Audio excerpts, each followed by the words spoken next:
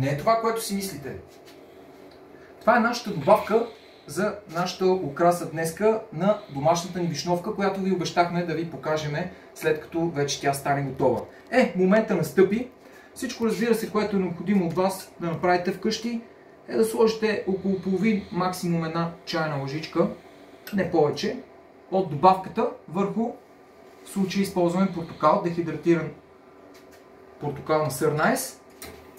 И след това с една домашна горелка леко да карамелизирате. Получава се жесток аромат на карамел и прегорял лекичко плодов чипс портокал. Добавката може да намерите във всеки от хранителните магазини. Струва около 1 кг 2 лева. С нея може да си направите компоти, сладка и рикия.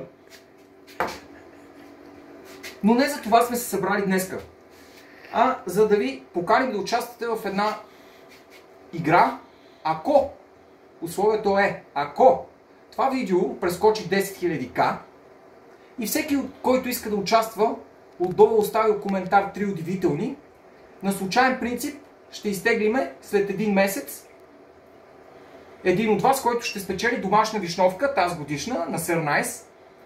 Всичките компоненти вътре са от градината и, разбира се, домашната рикия на дядо Пеши като основа.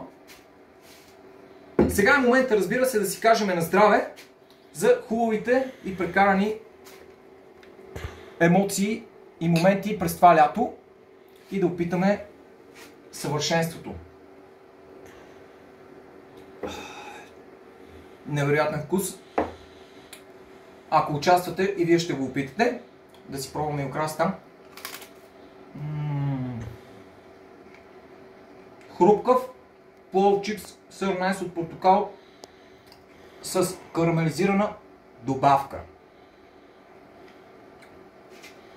Разбира се, искаме да ви предложим да гледате нашите видеа, да продължавате да ги гледате в нашия канал в YouTube, да следите нашите социални мрежи и, разбира се, да посещавате нашия сайт sirnice.com, където може да видите всичките ни продукти.